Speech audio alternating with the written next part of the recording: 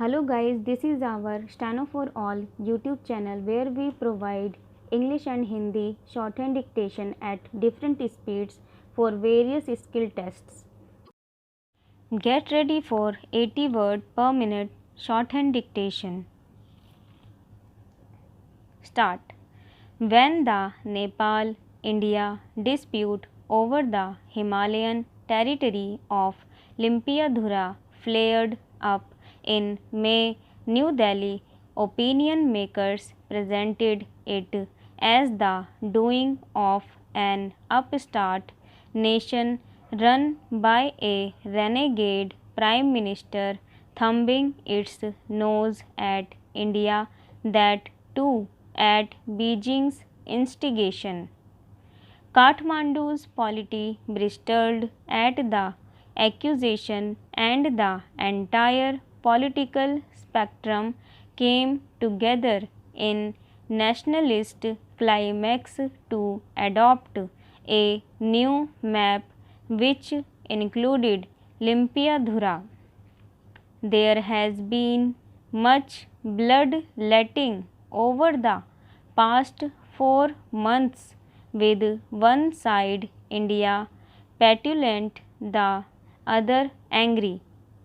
New Delhi pointedly says it will sit for talks only after the COVID-19 pandemic, and some North Indian TV channels have targeted Nepal's Prime Minister KP Oli with revolting coverage. In turn, he abandoned diplomatic decorum to question India's commitment to Satyamev Jayate, and then claimed the true birthplace of Lord Ram was situated in present day Nepal. This tailspin must be halted so that the most exemplary interstate relationship of South Asia may recover. De-escalation must happen before the social, cultural and economic flaws across the open border suffer long-term damage. Fear of abandonment right off the bat, New Delhi analysts must try and understand why Nepal does not have an Independence Day. It would help them in unraveling the Limpiadhura tangle and accepting the need to go back to the archival papers and misdemeanors of the East India Company and the successive viceroys and governors general right down to the imperious present. From the Kathmandu perspective, Indian diplomacy seems increasingly unresponsive under the centralized control of the Prime Minister's office. As geopolitical capacity dwindled, Indian commentators have returned to lambasting helpless Pakistan while ignoring China, the true would-be adversary.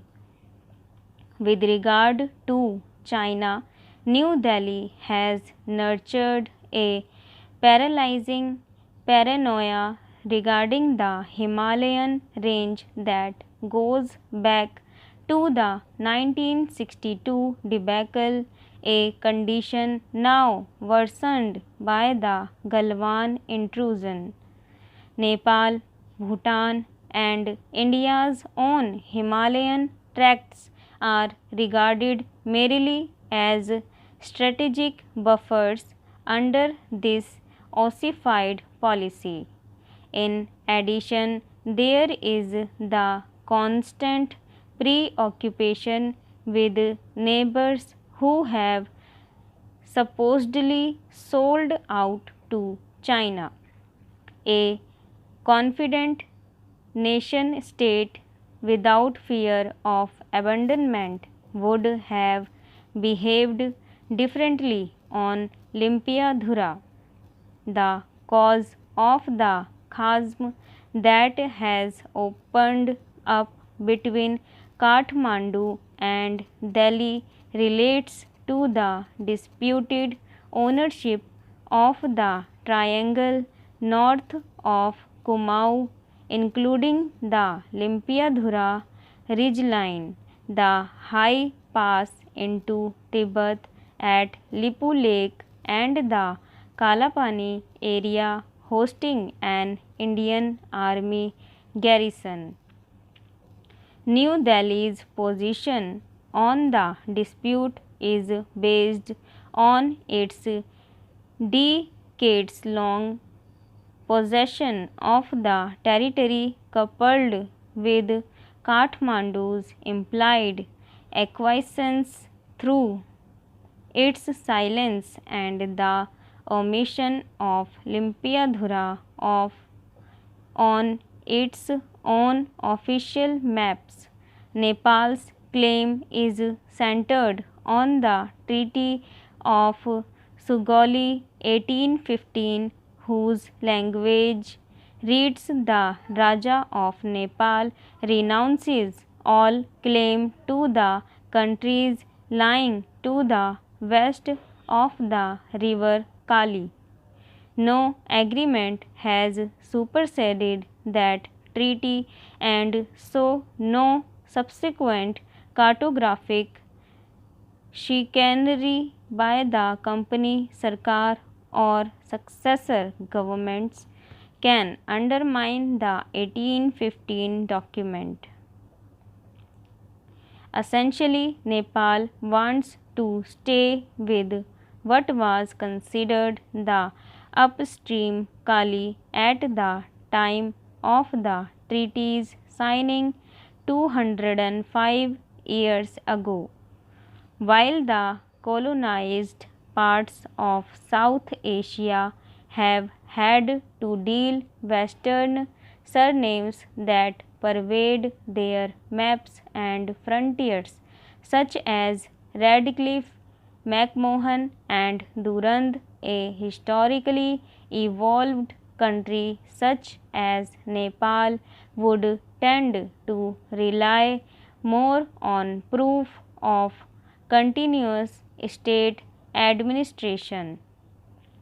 Journalist Bhairav Raisal, who celebrated his 93rd birthday on August 13, was the government official conducting the 1953 national census in the Limpiadhura villages, whose citizens also voted in the first democratic elections of 1959.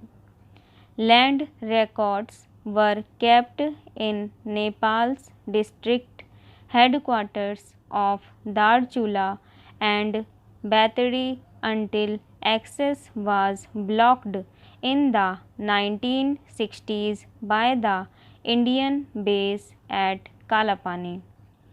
Kathmandu responded with sensitivity to Indian strategic concerns before and after the 1962 China-India War by allowing the Indian Army post to be stationed within what was clearly its territory at Kalapani and not publicly demanding its withdrawal. However, following the advent of democracy in 1990, the demand for evacuation of Kalapani gained momentum. Kathmandu's diplomats deny the accusation of passivity over the decades, saying that as the weaker power Nepal preferred quiet diplomacy and that Kalapani had never been off the table since talks began in the early 1980s. As for the possession argument, if control of a disputed region were so to confirm ownership, then what of China's continuous hold over Aksai China since independence?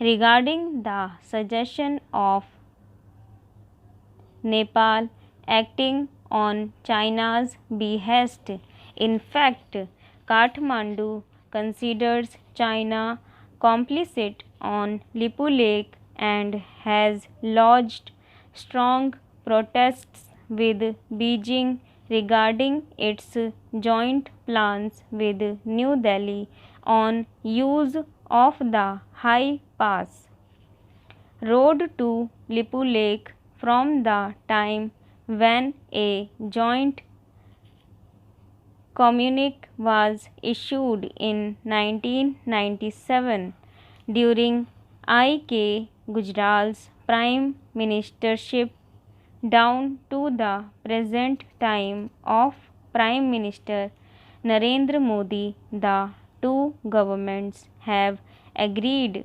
that a territorial dispute exists on upstream Kali and have assigned negotiators a border demarcation. Now dictation has been finished. You can transcribe.